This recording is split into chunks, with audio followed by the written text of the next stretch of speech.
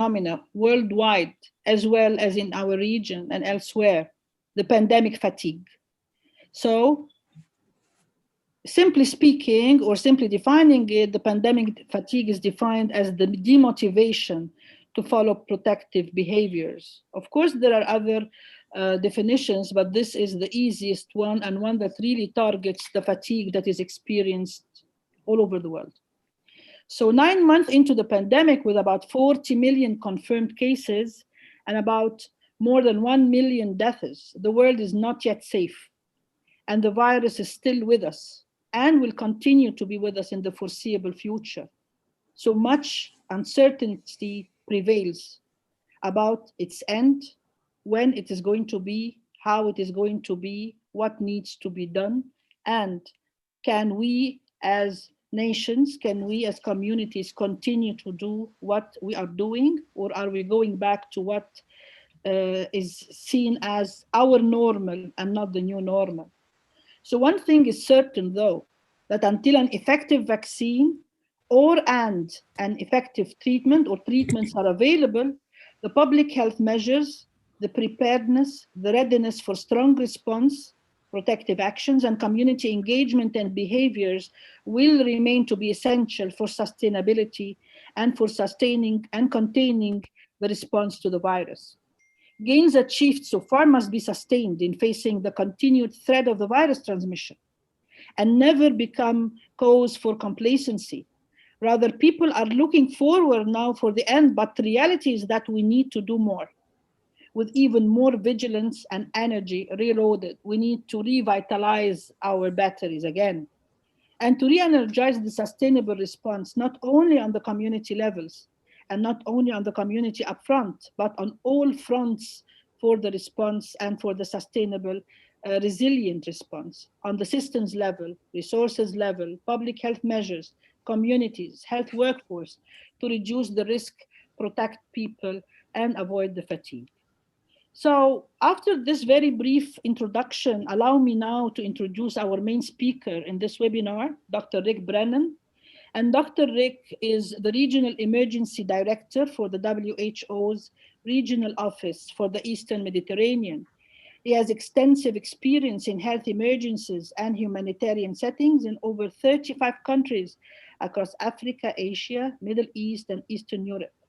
And a lot more to say, but given the limited time, I'm just going to leave the floor now for Rick to proceed with the presentation, and then we're going to follow it by Dr. Salman and Dr. Tawfik Khoja's interventions and the Q&A session. Thank you very much. Rick, the floor is yours. Thank you. Thank you very much, Maha. And it's a real pleasure to be with you all this evening. Special thanks to Dr. Salman for the warm invitation. So what I'll do tonight, given the importance of this topic, I'm going to start with, and I'm trying to share my screen. I don't know if that's coming up. Yes. Yes. It is. Okay. So I'll start with just an overview of where we are, both globally and regionally, with the COVID outbreak. Touch briefly on some of the things that have worked in the response to date, and some of the things that haven't worked. And I believe one of those is behavior change, and related to that, COVID fatigue. And then we'll talk about a little bit more about COVID fatigue and what can be done about it, because I think collectively we're all learning about it. So here we are. This is the latest epidemic curve by WHO region. It represents the total number of cases, again, by the 6 regions. As you can see, globally right now, we're still seeing a significant increase in daily case counts. To date, we've had just under, well, as of the 19th of October, we've passed the threshold of 40 million cases now, and over 1.1 million deaths worldwide. In 5 of the 6 WHO regions, cases continue to increase, including in our own. And the Eastern Mediterranean region, we come in 4th in terms of the total number of cases. We constitute around 9% of the global population and about 7% of the global cases to date. And in our region, to date, we've had close to 2.8 million cases, just over 70,000 deaths. And we cover, as you probably know, 22 countries from Morocco in Northwest Africa through to Pakistan in South Asia, and also the Horn of Africa with Djibouti and Somalia. As you can see, our region was a bit slower to get started with the number of cases. We saw a progressive increase during April and May, particularly coinciding with the holy month of Ramadan and the Eid celebrations. Cases peaked around the middle of June, and then we saw a sort of a progressive decline in through to July, then a leveling off. But in the last few weeks, we've seen a resurgence in the number of cases, and we've also seen a resurgence in the number of deaths. You know, what these figures always obscure, of course, is, you know, the human dimension. We can't just talk about figures, the personal losses, the personal tragedies, the economic costs, the psychological stress. The pandemic has penetrated every aspect of life in every country on the planet. And in addition, what this aggregate epidemic curve obscures is the very different transmission patterns we're seeing in different countries. So we have, you know, a series of countries that did well for the first few months in containing transmission, but in recent weeks, as they've released some of the travel restrictions and some of the social measures, we've seen a significant increase in cases. That, you know, we're seeing this right now in countries like Jordan and Lebanon and Morocco and Tunisia. We have other countries that had an early peak and then a decrease in cases that has since been maintained at a low level of transmission, such as in Pakistan, Egypt. We've seen this in Afghanistan as well. And then other countries where the transmission's been maintained at a pretty steady state, but in recent weeks or months, but at a high level, such as Iran and Kuwait. I think the take-home message for us right now, though, is looking at the regional trends, given the fact that we're coming into a period of the colder months, the flu season, increasing fatigue, COVID fatigue, release of social measures, we can expect to see an increasing trend across our region like we're seeing in Europe and North America right now. And I think generally we all believe the next 6 to 12 weeks will be very tough indeed, perhaps amongst the toughest months that we've faced thus far. What's worked well? What have we done well across the region? Well, I think you've heard it said before. Those governments that have demonstrated responsible and transparent leadership have done well, and especially when a whole of government and whole of society approach have been applied. And I think also on a regional level, I do want to commend the leadership demonstrated by my boss, Dr. Al-Mandari, the regional director for WHO. I think he has brought together an effective coordination group with ministers, the deep dives that we do, the technical group that we have. I think that's been a good example of what good collaboration coordination can achieve. You know, just a few very concrete examples of what's worked well. Remember, back in January, we didn't have one country in the world that could, in the region, that could test for COVID. We had 2 countries that had no PCR testing capacity at all. Now every country can test for the virus. We have over 400 labs across the region with the testing capacities right now, and now we're shifting to even more emphasis on quality assurance. I think thirdly, I think a lot of countries have done well to build on existing platforms, the influenza surveillance, the so-called SARI and influenza-like illness systems in 19 countries. The polio assets have been largely repurposed in Afghanistan and Pakistan and Somalia, and over 1,200 polio staff have worked almost full-time on the COVID response across 6 countries.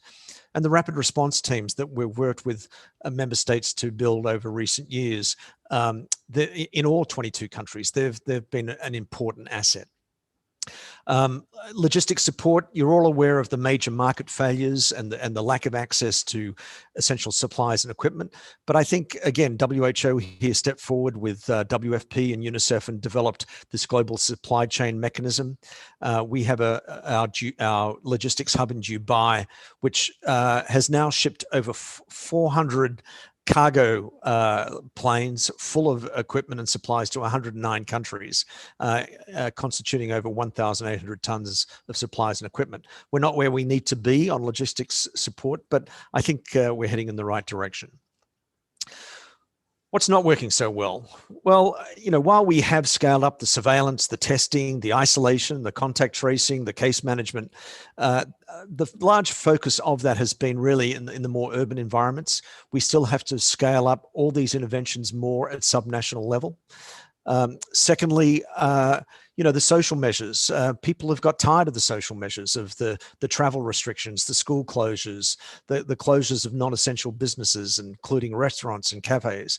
And there's been a big push to ease those restrictive measures.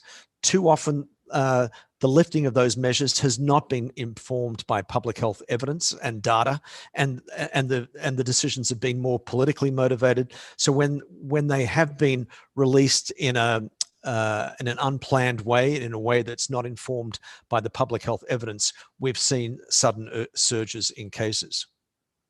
A third area where I don't think we've done as well as we should have is in the IPC practices, the infection prevention and control. We haven't done as good a job at protecting our healthcare workers, our frontline healthcare workers, as we should have. Across the region, at least 33,000 have developed infections. And WHO has undertaken a lot of technical missions to countries, at least 10 now. And one of the recurring themes is the lack of good IPC structures, governance measures and policies, both at a government level as well as at a health facility level. And then finally, behavior change. We know that some of the most effective control measures for the pandemic involve personal behavior, wearing masks, social distancing, avoiding big crowds, not going outside when you've got symptoms, and so on. But because of misinformation, because of varying risk perceptions, because of COVID fatigue, we are seeing poor adherence to many of the behaviors that we know work. So I want to pick up on that issue a little bit more. What is COVID fatigue? And Maha's already given the definition. COVID fatigue is, it's a variation of, it's a form of response fatigue, a phenomenon that's familiar to many sociologists and psychologists. And it's a natural, predictable reaction to sustained stress and adversity. It applies not only to individuals, it applies to communities and even systems. And now we're hearing about COVID fatigue in health systems. And it manifests in a lot of different ways: unwillingness to follow guidelines, people lose their motivation to stay informed, to stay up to date, which is very important because this is a new virus and we're learning more about it all the time. And we want communities to know the latest protective measures and effective control measures, and it also results in a lower risk perception. It can result in apathy, frustration.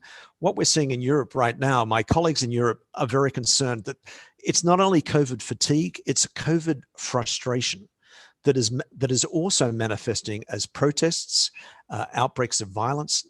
We've seen this now in the United States with the threats, the kidnapping threat to the governor of Michigan and so on. So we're seeing different manifestations that go beyond this kind of apathy and demotivation, frustration, and even more aggressive type of behavior. Some of the factors that contribute, reduce risk perception over time, particularly, when people are just, their attention is diverted to other competing demands, their financial and personal losses.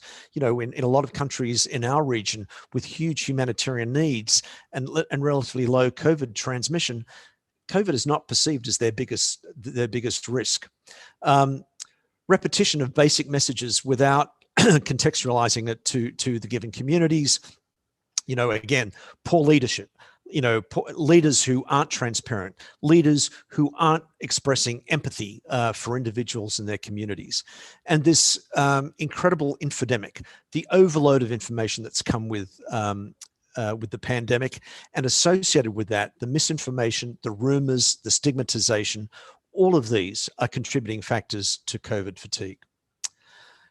And what we've realized, 9 months now into this pandemic, we have to really change our messaging if we really want to achieve behavior change and sustain that behavior change.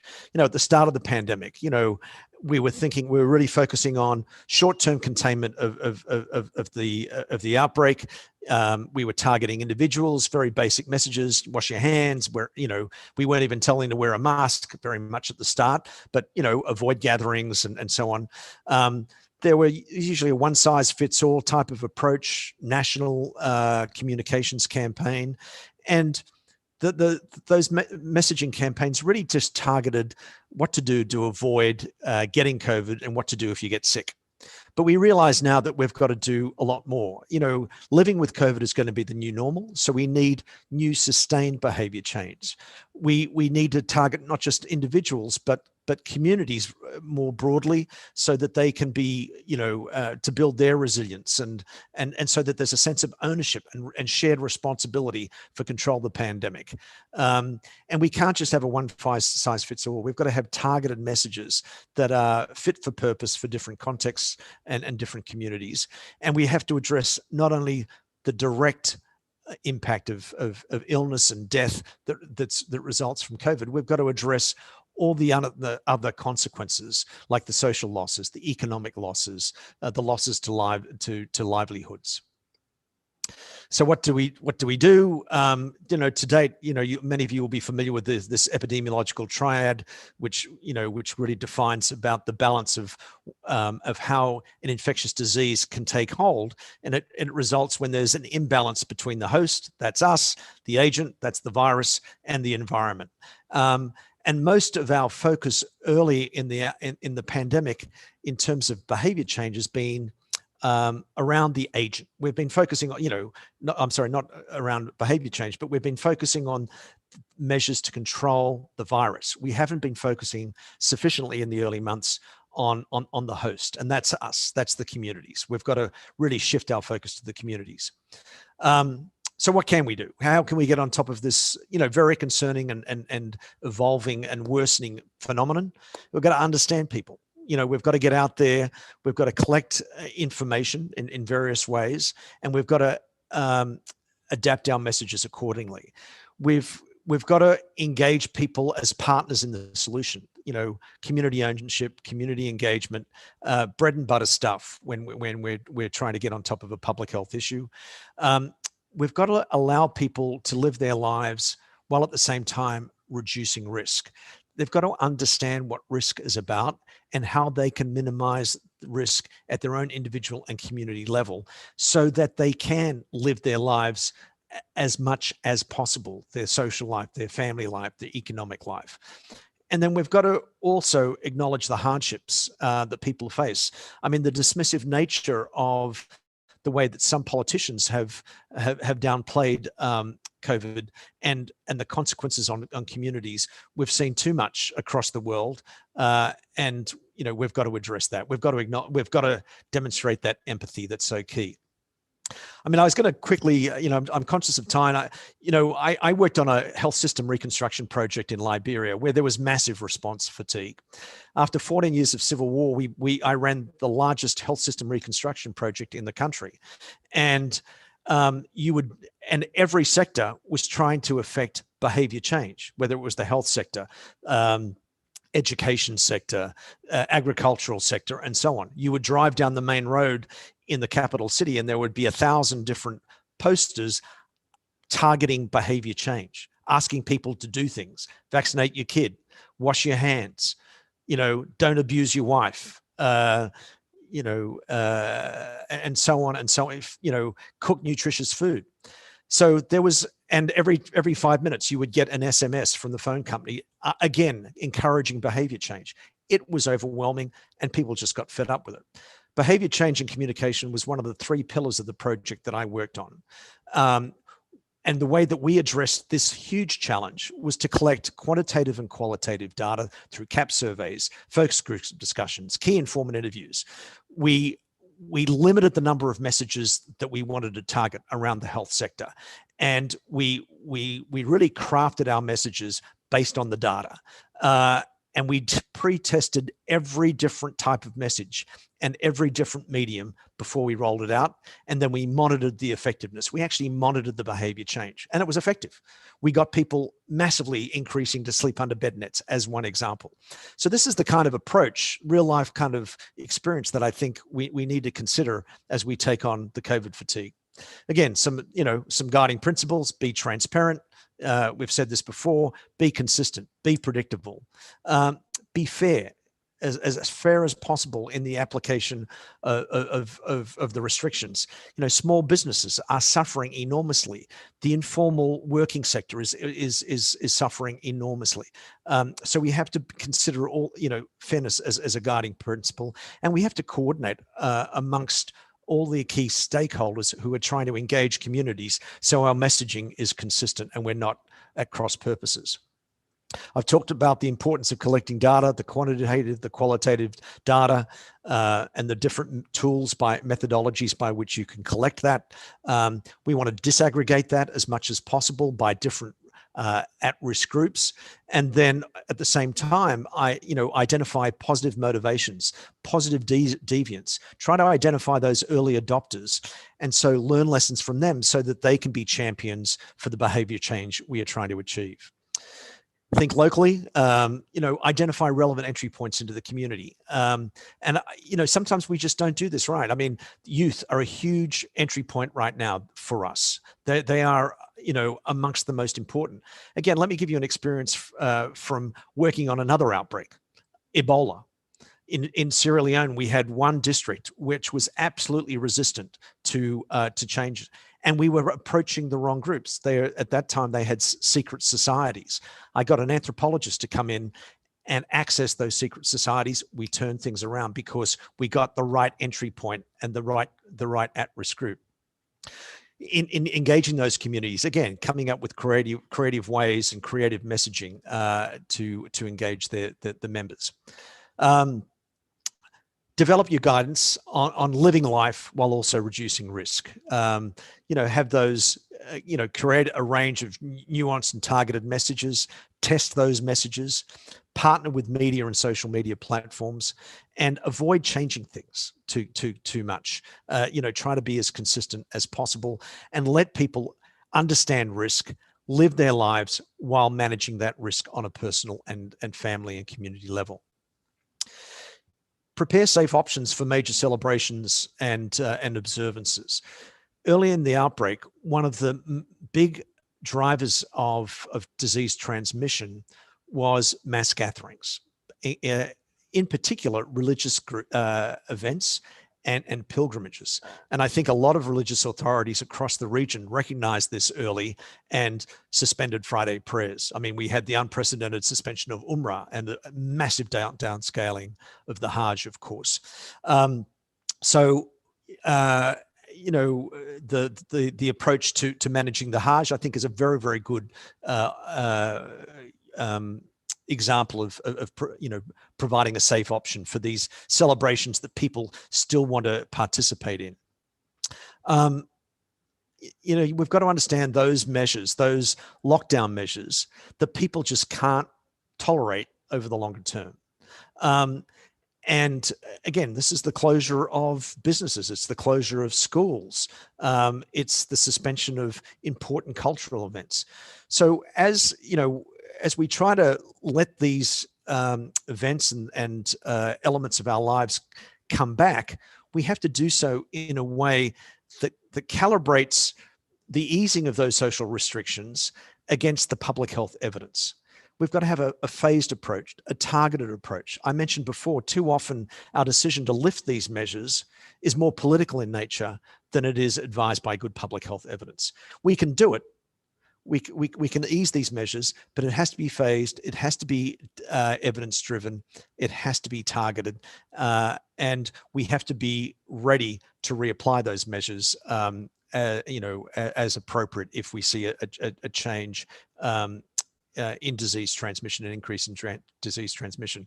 And absolutely, we've got to avoid politicization, because we know that can be a major contributor to disinformation and COVID fatigue.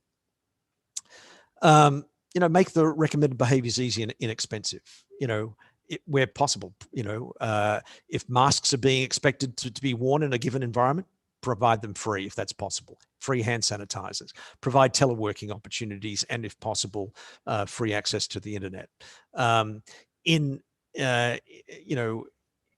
communities, provide opportunities for safe social interaction. An appeal to people: stop blaming, stop threatening, stop playing on people's fear. But appeal to the best of human nature. Appeal to people's commitment to family, to community. Give a sense of how we're all in this together. This is a shared responsibility, and everyone, regardless of what level they are in society, can contribute. And then target those groups at the biggest risk of demotivation. I've mentioned youths before. Finding those entry points. The informal working sector. These people, they're going to go out and try to find work. Let's find them out. Let's see how we can help them, again, live their lives while reducing their risks. Recognize, try to better understand the underlying attitudes and beliefs. The distrust in government, the distrust, frankly, in the health sector now, and health professionals, which we're seeing increasing, the distrust in big business. Identify these issues and take them on, and tailor our approaches, our interventions, our messaging accordingly. And then, finally integrate COVID with community priorities and opportunities. People have concerns beyond COVID right now. Getting their kids educated, losing their jobs, and caring for their elderly parents, and so on. So we've got to again address the indirect impacts of COVID, while also trying to control the infection and the pandemic. There's a lot of flow-on effects, as we know, and we've got to help people address those. Syria is a classic example right now with the economic crisis there. It's hard to get people engaged and concerned about COVID when you've got years of humanitarian need, an acutely declining economy. How do we get communities and authorities there to take COVID seriously in that context? And it's all about engagement, entry points, and so on. Resource allocation, good principle of any emergency management. Put your resources as close to the emergency as possible. Don't hold them back at some central management body like the WHO regional office. We have sent 90 to 95% of our financial resources that we've received for COVID to the countries. That's where it belongs, and the same applies for any emergency. But certainly, if we want to get on top of all these challenges, including COVID fatigue, the resources have to be as close to the community as possible. So I've taken up a lot of time there. So maybe just in summary, we've got to continue to collect the behavioral data, the quantitative data, the qualitative data, and leverage that, disaggregate it, leverage it to inform targeted interventions, as well as our messaging. Balance the risk of easing the social restrictions and the lockdowns against the public health risks, and find those local solutions. Engage communities, as we keep saying, to determine the best messaging, the best innovations, and the best policies. And finally, address the consequences of COVID, the economic loss, the psychological stress, the lack of education for kids, and so on. It requires, again, this whole of government, whole of society approach. It's a tried and proven approach, and very relevant for all aspects of the COVID response, including COVID fatigue. So Maha and Dr. Salman, thanks for the opportunity. Look forward to the discussion.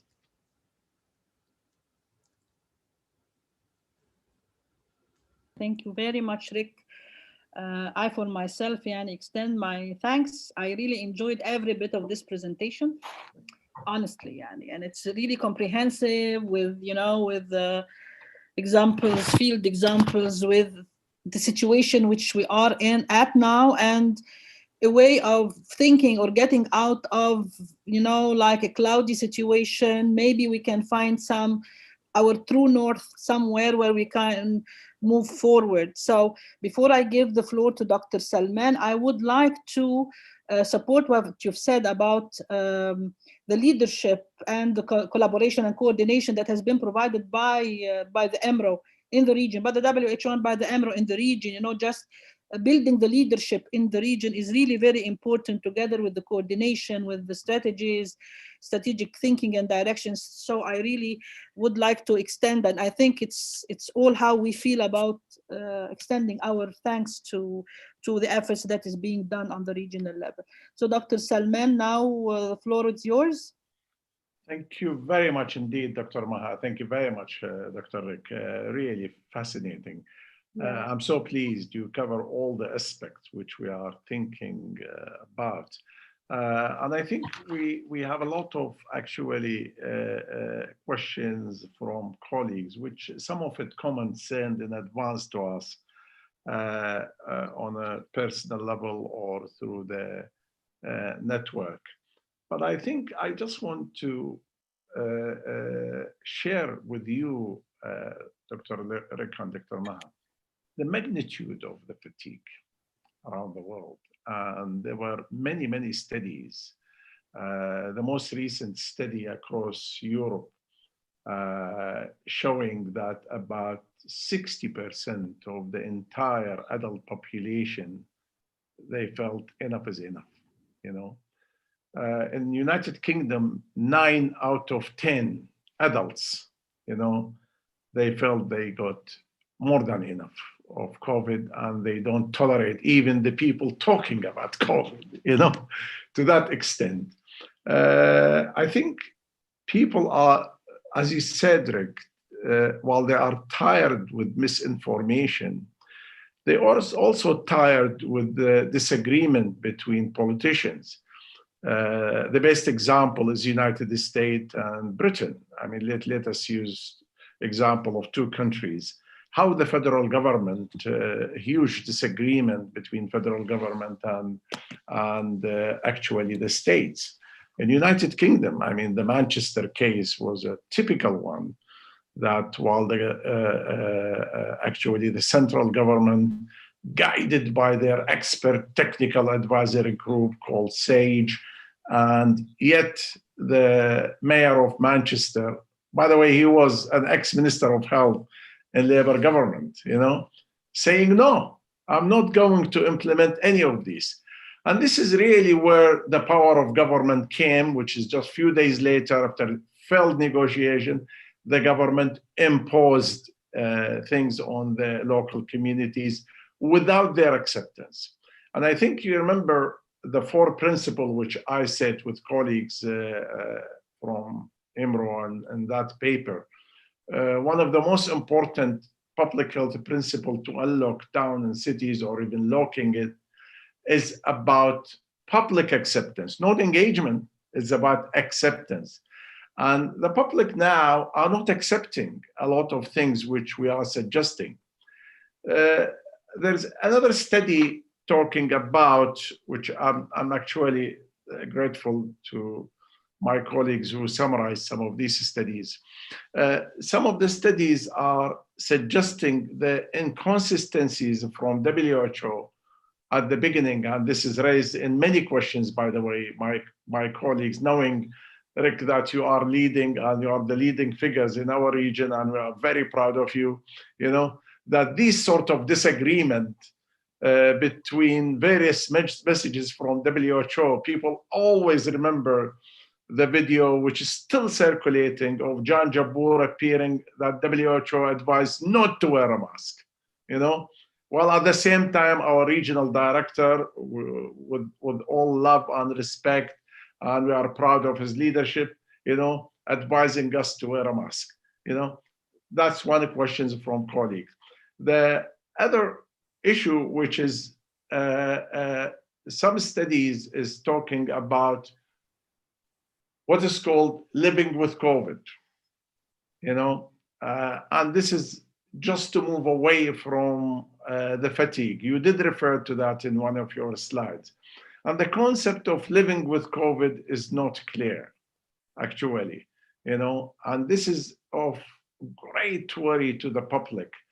The public who, number one, lost their ordinary, what I call, and I use a term, maybe we should think about it, modern living on suspension.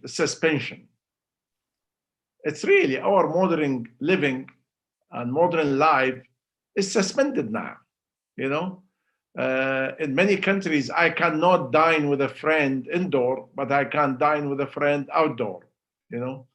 I cannot visit my mother or my father, you know, because this is not allowed unless they are with me in the same bubble. And you know, the terminology is used in some countries that you need to define your bubble, and you are keeping the bubble. You cannot jump from one bubble to another bubble. You cannot cross boundaries. So these are the issues which is really subjected to a lot of research. But certainly to me and others is not least, we are now heading into the era of Orwell, 1984, the Big Brother, you know, that we are monitored in Europe and here in the United Kingdom. I cannot go to a restaurant unless I have the application on my telephone, that I scan it before I enter, i.e. the restaurant now have access to all the information they need, you know, before they allow me to go to a public place like a restaurant or a place of gathering of family, etc. So that Big Brother is worrying a lot of people. What will happen to my privacy? What will happen to the data which they are collecting? What happens if part of the data showing actually positive things? I have a message from a Chinese colleague who was a student with us. He said in China, we are always monitored almost every step in the street of China, anywhere in China. And that's happening in other countries as well. Through the CTVB, as through a variety of things. So the technology is expanding. These are the issue, Rick. I mean, I'm sure we will discuss some of these, but let us start with the most important one. How we regain back our freedom.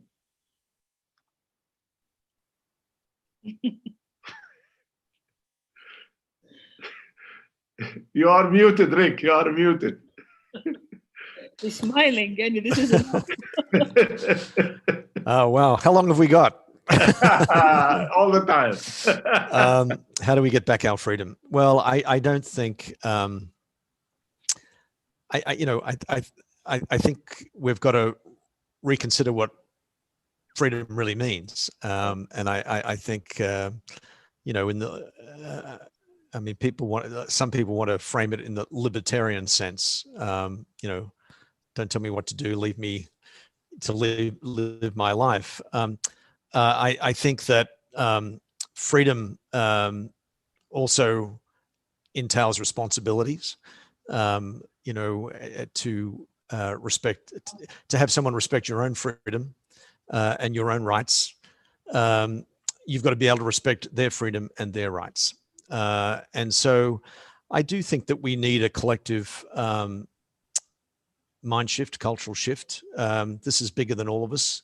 And we're seeing very, very different approaches. I mean, it's curious to me, and it's sad to me that some of the countries that are doing the worst are those that are the most affluent, the most powerful, and people have retreated to a form of selfishness that is quite frankly very troubling and disturbing. So for me, it's a call to us all, to the best of our human nature, which is to do our part to overcome willful ignorance, inform ourselves, and do our part to contribute to the control of the outbreak. So, that sounds somewhat philosophical, but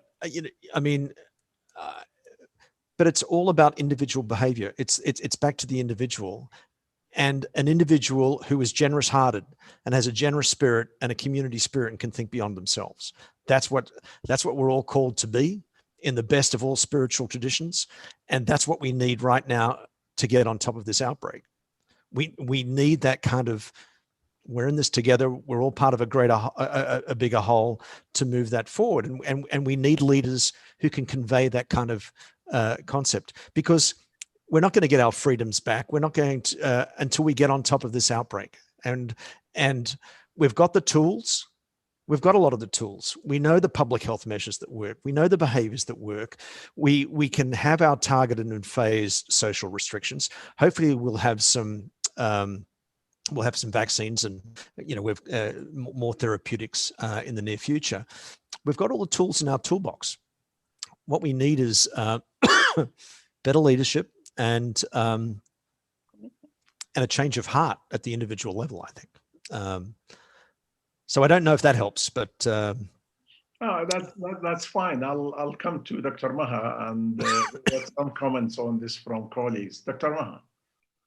Well, I'll take it from where Rick ended, because it's how you define your freedom. We have a virus that is there, and it's only waiting for behaviors of people in order to attack. So we want to keep the virus away from us. So it's for us to act in order to protect ourselves and our beloved.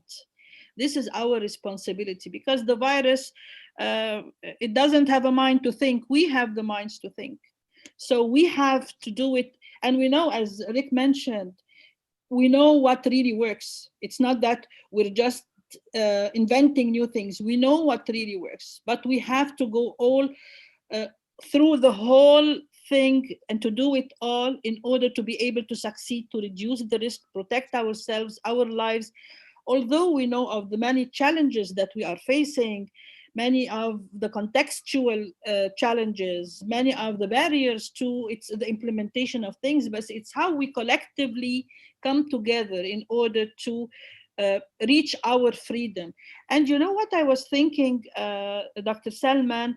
I was thinking that apart from the economic disruptions and so many people who are really affected by all of the measures that have been undertaken, is that our problem, or the people's problem, is that we want to go back to the before the pandemic. So we think that this is our natural, normal, free lives.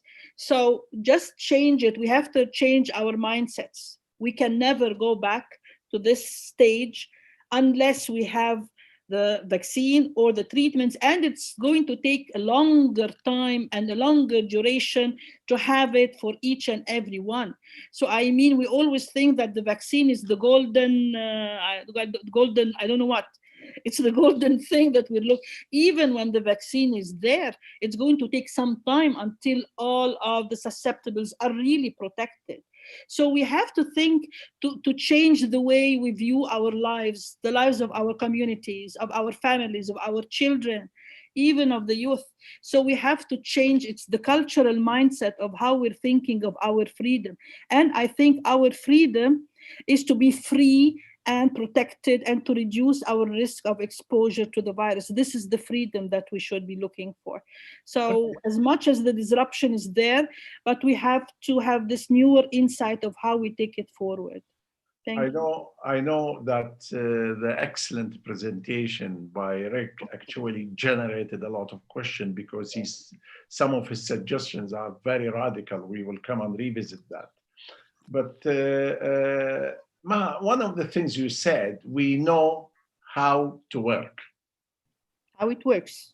Yeah, okay. Yeah. And I put that between two inverted commas.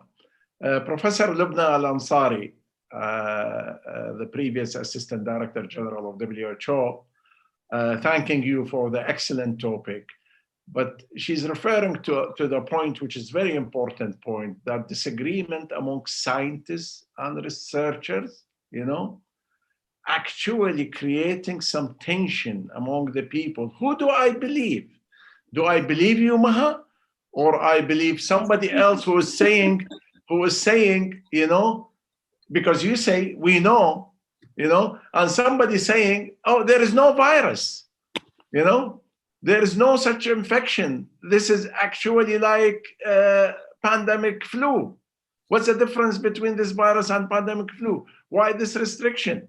And you are a scientist and a politician, and the one who's saying that is also scientist and politician. So who do I believe? Joe Block, sitting somewhere in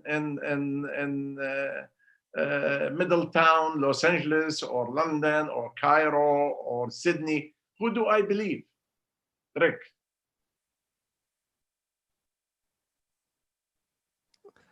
Well, I think to understand the virus and the risk that it poses, you have to go to the experts. You have to go to the virologists, the infectious disease specialists, the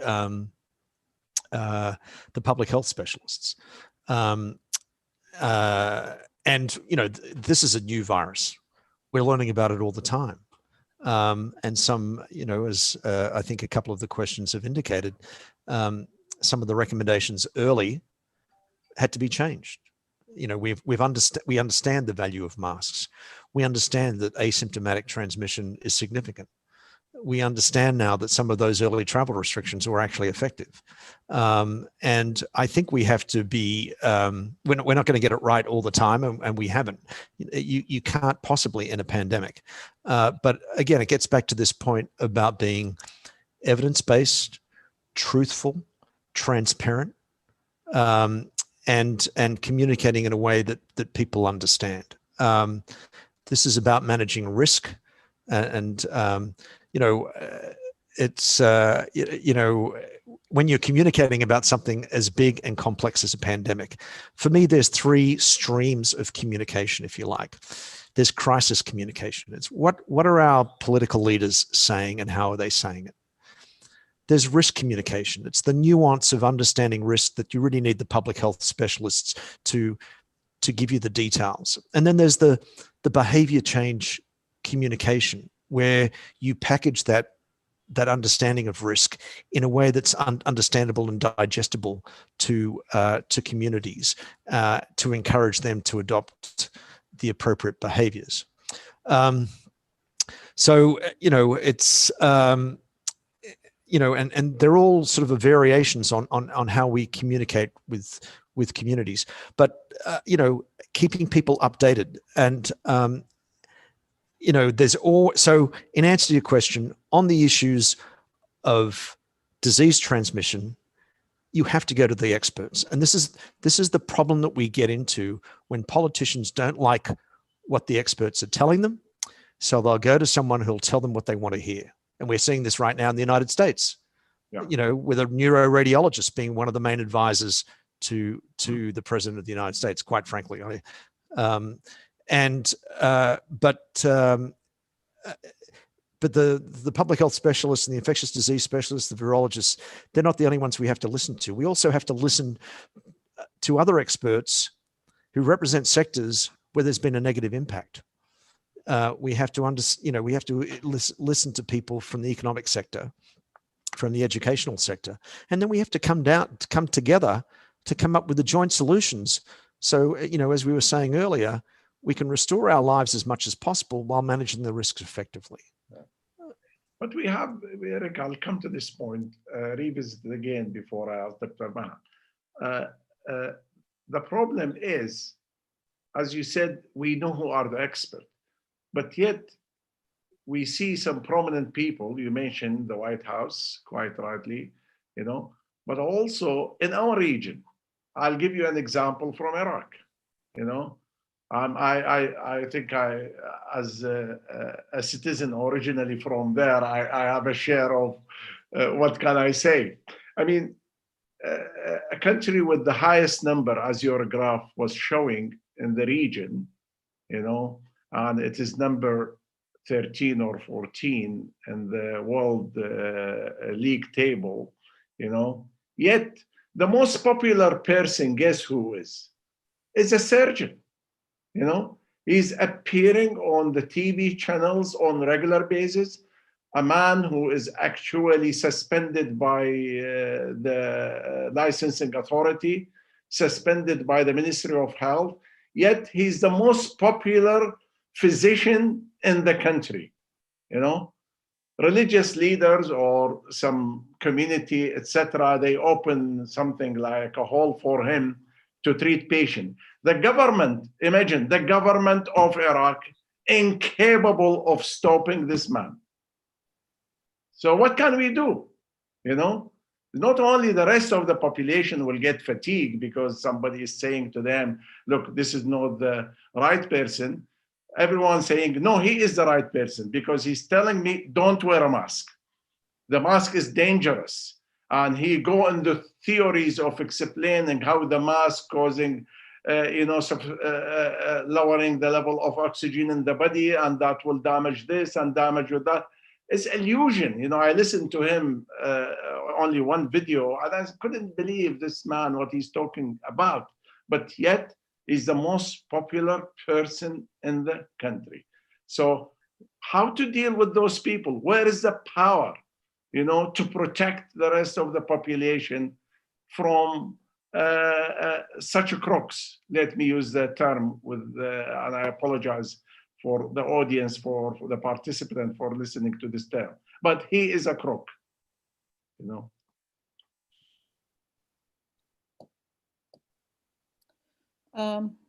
Carry on.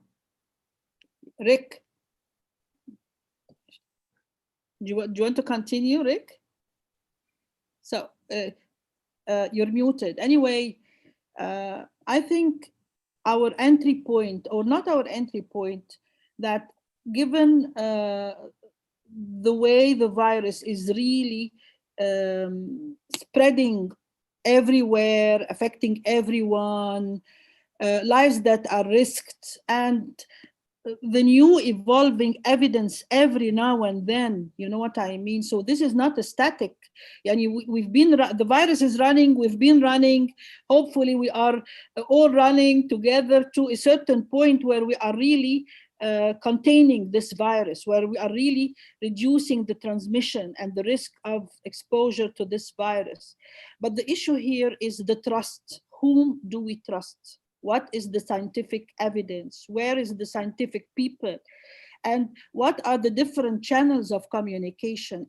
I think at this point, or during this time, we need to change the narrative, how we're approaching people, how we are really dealing with their fears, with their, with their frustrations, how to,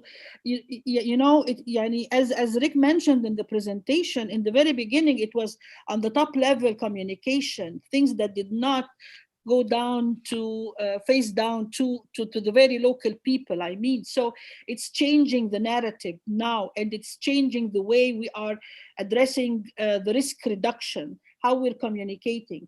We're saying behavioral change communication, and we've been saying this for a couple of months before about the behavioral change. To undertake behavioral change communication, it needs time, it needs effort. It needs a strategy, you know. It's not like I'm only communicating. No, you need to go. And we've seen this succeeding and successful examples, even in Egypt, let's say, with with the expanded program of immunization, with the schisto. You know what I mean? This is an effort that it might take longer time, but now we need to speed it up in order to reach the national, the subnational, the different contexts, and to counteract all the misinformation which is really spreading and which is really appealing to people because it gives them a way out to their fatigue and frustration. I mean, so how can we build the trust, and how can we make people, how can we unify our vision to a common goal? And this is really, it's not something which is easy, Dr. Salman. But we need to work on it. And we need to work on it now, and even if it takes time, but we have to start it. You know, build on what has happened, build on the experiences, build on people's frustrations even, and start to build on like a pathway. I wouldn't say a strategy, I would say a pathway where we can all move together, given our contextual differences, given our, you know, our likes and dislikes, and our the situation, the barriers and the challenges. But we have to move now, and this is the time where we should be all moving ahead. You know what I mean? It's reloading what has been done, rethinking, stepping back, rethink what has happened. How can we move forward? We are all getting tired. Governments are getting tired. Health workers are getting tired. People are getting tired. We don't have, the resources might be thinning out. You know what I mean? So how can we re-envision, how can we repackage all of this again and revitalize our movement, best to have a common responsibility, the social responsibility, the government responsibility together. And it is the trust and the transparency that we really need to really as well, what do you call it, revitalize in a way that we should get people together as one group of people moving ahead, maybe in different directions, but fulfilling the same objective if we have to do it. And it takes time, and it takes energy, and it takes resources, but we need to be working on it now. And this is the time. That is absolutely fine. But my point was, and I use that example, which is actually Rick triggered in referring to a specialist at the White House, you know, how government could protect us from those people who are misusing the power of knowledge, causing confusion among all of us. And we feel very frustrated that actually this is the frustration I think, Rick, you referred to. We feel very, very frustrated that the government cannot do anything to protect me. What should I do? You know,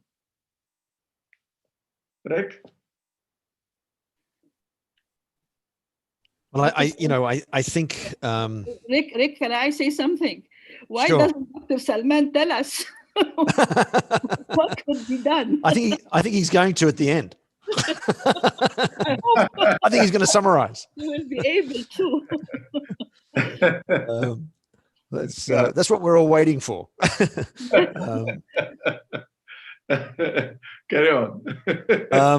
Look, it's a thorny problem, and if we've learned anything from the big outbreaks of the last few decades, I mean, I was very much involved in the West Africa Ebola outbreak, and you saw it with the Ebola in Congo, and you know, swine flu and Zika and all the big outbreaks, and it's really being driven home here. You know, in all those outbreaks, we have the tools. We have the know-how to control transmission. Yeah. And if we've learned anything, we need, I think, two of the most important ingredients are leadership and community engagement. And, you know, I really observed this with the West Africa Ebola outbreak, which really got away from us at the start. And we were playing in catch-up mode from the earliest stages.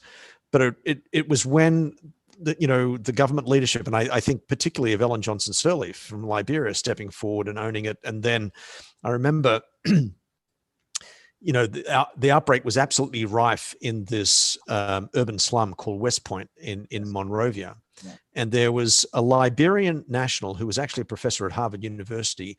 And he came to Liberia and he said, I don't know how to stop that outbreak in that community, but I know there's someone in that community who does know, and I'm going to find them.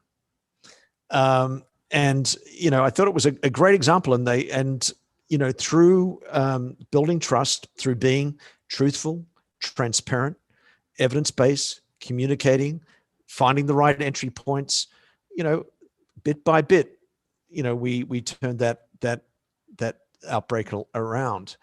And I can't understate the importance of political leadership right now. I'm from Australia, and the first few months of the outbreak there, our Prime Minister, received a lot of accolades for the way that he was managing it. And I was speaking he was away on holiday, was he? That's right. Just briefly. And I was talking to a friend of mine in Australia, and I said to him, I'm hearing really good things about the way the Prime Minister, and I don't agree with all that Prime Minister's policies. But I said, I'm hearing good things about how he's managing it. And he said, yeah, he deserves the accolades. But you know who else deserves the accolades? It's the head of the opposition. Because he has come behind the government. His party has come behind the government in a united approach. And he's chosen not to politicize it and not to score points out of it. Yeah. And that's what the community needs right now. Yeah. They need that kind of, okay, let's get beyond our political differences and come together. But of course, and then you need to, if you don't have leaders of integrity who want to get beyond the willful ignorance and their political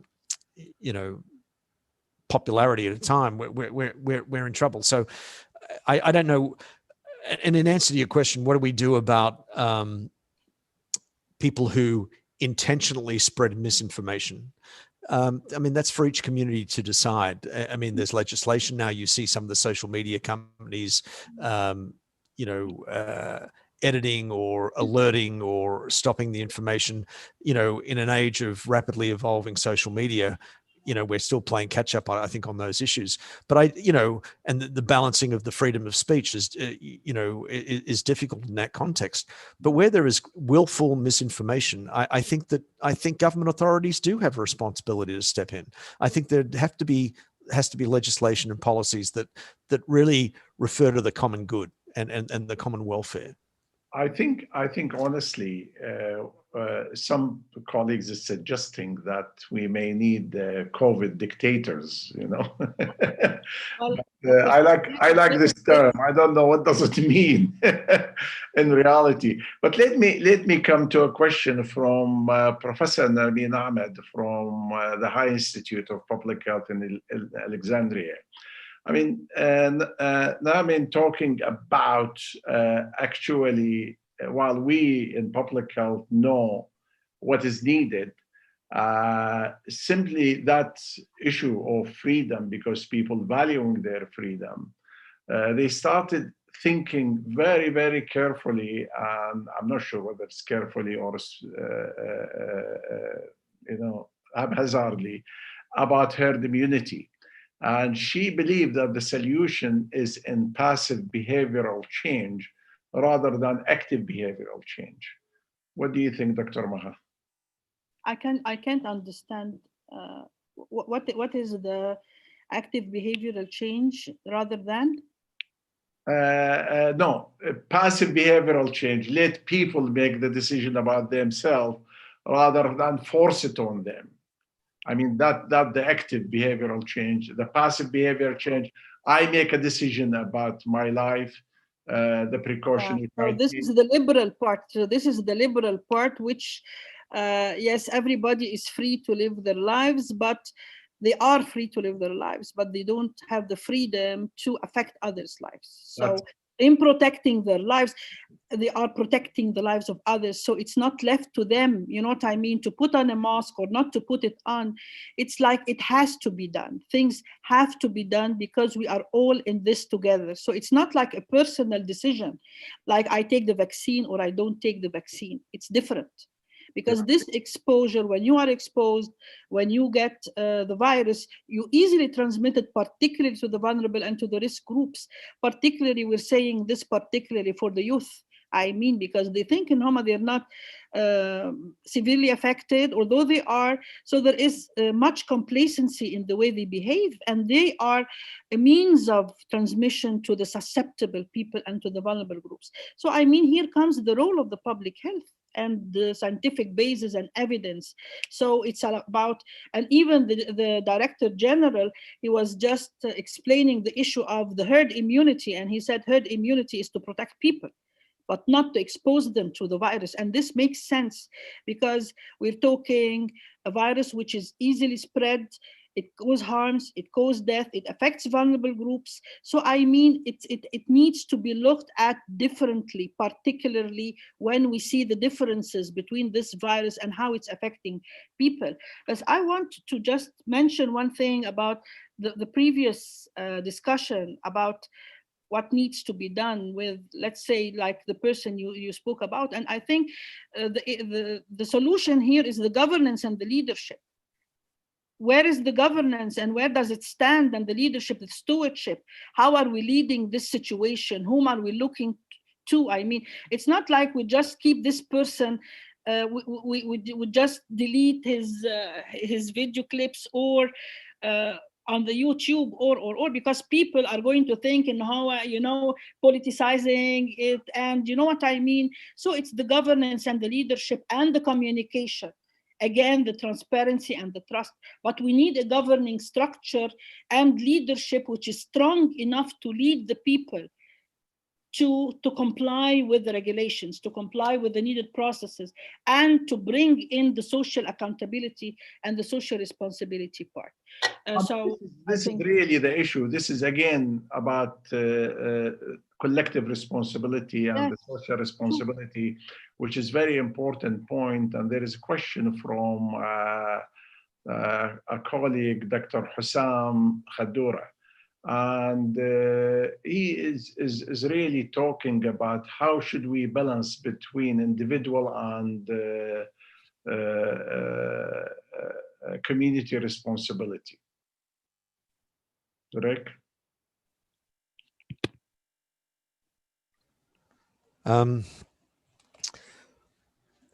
So, I mean, we're not going to get on top of this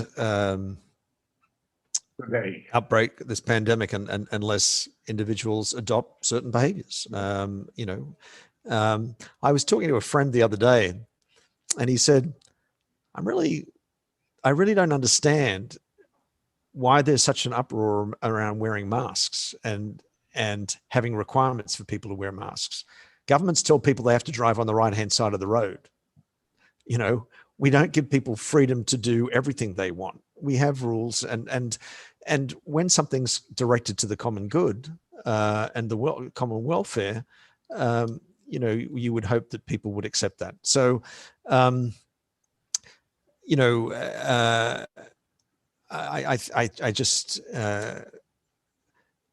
it's challenging. I agree with what Maha said. You know, we have there should be collective accountability. There's a collective responsibility as well. I think you know, Rick, what you remind me just came to my mind is the issues of seatbelt. Of what? Seatbelt. I mean, when seatbelt was imposed by government, some people resisted, at least at the beginning, you know, before it became part of our life. Now is the issues of mobile telephone, you know. Some government, they don't allow you even touching the telephone, let alone using it. Touching it now in England, if you touch your telephone, if somebody sees you holding your telephone, that's a penalty, you know. And it's not the police is sitting in your car, as somebody will take You know, all the cars now, they have video cameras, etc. All what you need to press something and you got your picture there, you know.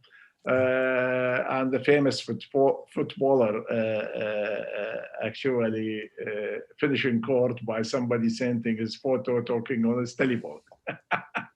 So we have a precedent which we could use it, and actually that part of the collective response, you know, we should all of us follow the rule, and I think this is what's missing in the people's mind. If we make these things as part of our life, we may get out of the fatigue, because I'm trying to find ways of getting out of the fatigues. You have suggested a few things, Dr. Rick. And Safa Qasus from Jordan, Dr. Safa. Dr. Safa is raising the questions of the free PPE, free mask, free this, free that. Are you aware of any government providing free masks and free PPE to the public? I guess when I was referring to that, I wasn't, I didn't mean to imply free distribution at population level. You know, why not? What is the cost? It's peanuts. It's actually less than the cost of President Trump flight from A to B. I think you're probably right. I don't want to mention anyone in our region. So yeah. Cheaper than the security of some our leaders. Why not? Yeah. It's equivalent to one airplane, jet fighter. It's equivalent to 2 tanks. Why not? Why not? I don't know why not. Well, I think a lot of institutions for this question, they're absolutely beautiful. I think a lot of you know, I was thinking of applying those free distributions and the free availability of sanitizers in certain contexts in certain institutions, whether it's in universities or schools or you know, bars. You know, like you walk into a bar, you know, the free sanitizer. You know, maybe a free mask or something like that. But you know, just adapted situations that. Adapting to the context, you know, blanket distribution of masks and hand sanitizers to all members of the population, that might be a bit difficult to undertake logistically, but maybe it's worthwhile considering, as you say. Why not? Honestly, Rick, I mean, this is anecdotal evidence. In a meeting with Dr. Adham Ismail, the WHO representative to Iraq, and he doing a lot of field works. He's doing some fantastic work in the country, you know. And in one of these fields, he went to a very low-income area, you know, populous area in Baghdad, asking people, why don't you wear masks? They said, well, it's too expensive for me. $1 a day is a lot of money, you know. And he started actually campaign. I don't know how long it lasted, you know. He managed to find masks and distribute it to the people who cannot find it. In religious gathering like Arba'in, like other religious gathering in the region, you know, again, people, they go because they don't have, they go to these places because they don't have sufficient money. Or why should I, when my income is very low, spending $1 on a mask a day, you know, when my income is about $5 or $6 or $10 a day. So we need to be actually sensitive to the needs. When the government in Britain paid 80% of the people's salary, you know, for those who asked to lock down or stay at home to minimize the transmission, I find no reason why should we not encouraging government to distribute these PPE free to those who cannot buy it. Dr. Maha? Dr. Salman, yes, I have a comment. You are a politician.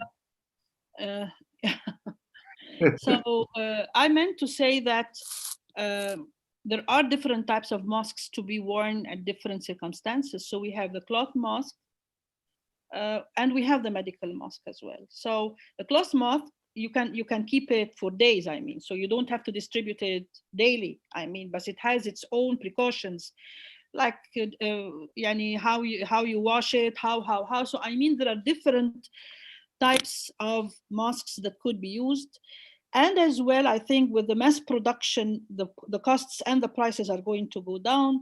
And in certain circumstances, it is not about the availability of the mosque. It's about not putting the mosques, not wishing to put the mosques on, or even putting it and then just, I mean, it has several issues that we have to look at and to find alternatives. At the very beginning of this pandemic, I remember that we were in Geneva, and I was telling them during the avian flu, the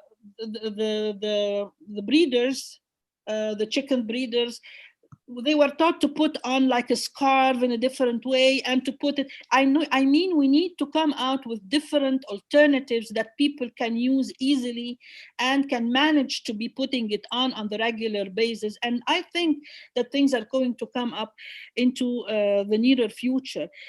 But I want to revert to one thing. It's about the communities. And we're always talking about building the resilience of the communities. But we need to give the communities as well tools whereby they can protect themselves. You know what I mean? I don't say that they should act as watchdogs to people who are not acting or reacting properly. But I mean, they should have their eyes on things that are going not in the right direction or in the good direction in their communities, and they are able to speak up because it's their lives that they are protecting. I mean, we need to be working on different levels at different, different channels to bring things up. So the issue of the mosque, it's not, as Rick mentioned, it's not going to be easy to give a family, let's say, of 5 persons, 9 persons, each one mosque every day. So we'll think of the alternatives that are durable and sustainable and less costly, and at the same time, protective, I mean. So we need to think and rethink different issues. And this is the time now, and this is the fatigue part that we have to come out from, because part of the fatigue comes from the frustration of the economic burden and the financial burden of bringing the sanitizer, maybe making the water part, the hand washing part, the mask part. I mean, we need to find out the reasons for this fatigue, and some part of it is due to this. We need to rethink it as well, and to find out ways and alternatives that could save us all, and would be durable and sensitive to our needs. Yani we need to be needs sensitive to the different contexts and cultures as well. Professor Ali Abu Timman, sorry, Ali Abu Thin, I always say Abu Timman wrongly. I apologize to Ali. Ali was saying that actually some of our physician health experts did more worse impact on population perception than politicians. And he would love to know your opinion. He also believed the mask was a problem, the issue of the mask at the beginning, but not necessarily now. Thank you, Dr. Ali Abu Thin. But I think, if I may add to this, I'm really not focusing, I use the mask as an example. Affordability for most of governments around the world, if they look at what they are spending their money on, is possible. It is simply a token for the people to know that the government is caring. You raised another issue, Rick, which is compensating people because of the loss of livelihood. And I use the furlough scheme in the United Kingdom and some other European countries. Do we have any example of compensation packages in our region?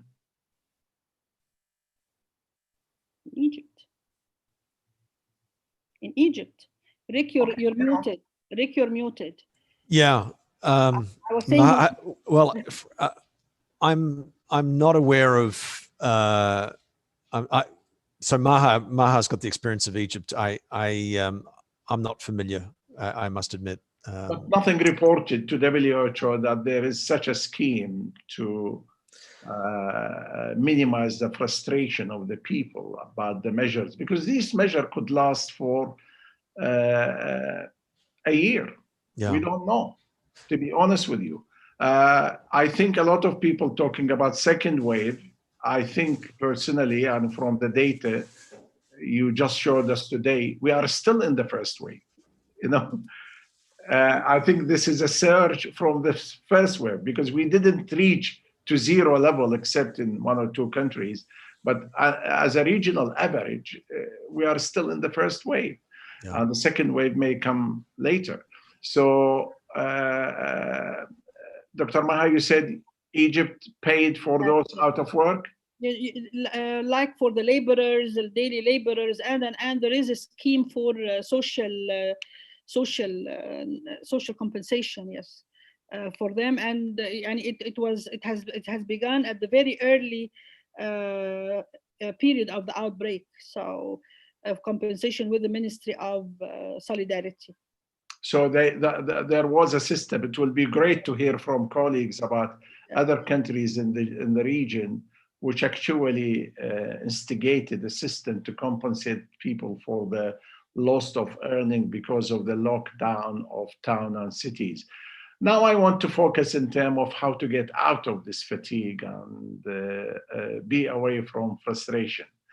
I know, Rick, you suggested in your last 4 slides some ideas. You know, we discussed some of these. My question to both of you is how to reach the people and convince them that there is a great value in stopping the transmission. The dream of the vaccine it will be with us, but may not be as some of the politicians dream on the 3rd of November, there will be a vaccine that the 7.5 billion of the population will receive, you know. WHO today said even if vaccine available tomorrow, it will not be available to everyone before the mid of 21. There is no vaccine tomorrow. Treatment, now we know even most of the line of treatment available to us in hospitals and community bases are actually not effective. The Solidarity trial published a few days ago showing clearly that even all the antiviral which we used at a huge cost, they are not effective. You know, I mean, we knew that from the beginning. I mean, I'm one of the people who published paper on that early stages of the virus. So how can we convince the public to avoid frustration, to get engaged and be on board, to protect themselves and families and protect everyone in the community? Rick. Well, I think we have to base our evidence. We have to be truthful. We have to be transparent. We have to be evidence-based in our messaging. We have to craft our messaging based on our assessments and target it. You know, do our behavioral studies, our knowledge, attitudes, practice surveys, our key informant interviews, our focus group discussions, to determine what the best messages are, what the most acceptable interventions would be, what some of the most acceptable policies would be. And then we need to use all the channels available to us. We need our political leaders to step forward and, again, be transparent, be truthful, and obtain their sources of information from the most credible public health sources. We need to, and we've got to appeal to their better nature, not to politicize this. And people on both sides of the political aisle, or the multiple sides of the political aisle in given communities, have, in my view, an obligation to come together around a common evidence-based, public health-based approach. We need political consensus, you're saying? Yeah, well, you know, we can't have people, politicians or otherwise, or surgeons, deliberately spreading misinformation. And when they do, we've got to counter it effectively. So this is where I think, again, having the right entry points into communities is absolutely vital. The influencers, I mean, that's the common term we use now, I think, especially with social media. Who are the best influencers for the various target groups and target populations? And in all this process, we've got to be thinking beyond the public health impact. We've got to be sensitive to the economic and the social disruptions as well. And again, this is this whole of government, whole of society approach. We need to be addressing the indirect impact of the pandemic as well. Finding ways to get kids back to school, finding ways to get people back their livelihoods, and so on and so on. So it's not a simple answer, but again, I to Maha's earlier point, this is about collective responsibility. This is about collective accountability, I think it's a wake-up call for us all to recommit to a common sense of appeal to our common humanity. Maha, and your suggestion to get out of this fatigue and frustration. Okay, so yes, I would say that this is something which is expected, was expected, and is expected to occur. But the solution is not easy, but we know the way out. We have experiences. I mean, not the communities or the countries are not starting from scratch. I mean, we have good examples, we have experiences that we can build upon, and there are other things that we really need to think in strategically. So it's the balance between the individual behaviors and the response. And we have to understand one thing from the political point of view. There is no one system that is appealing to each and everyone. You can never have the system. But you have to have the system that everybody are going to be obliged or urged to be part of the system. So how can we point out or to reach this system which will incorporate the majority and as well the other people to be all as a collective group acting together. So we need concrete actions, and we need, as we mentioned, the behavioral change part, that, as I mentioned, it's going to take time, it needs strategies, it needs efforts. I mean, it's not easy to do it, but we need to work on it now for this pandemic and for other pandemics as well, and to think local. And think that Rick mentioned in the presentation, and it's really very appealing, it's that the solutions have to come from the communities themselves. We cannot impose solutions on, so we say to people, okay, you have to wash your hands with water. They don't have water.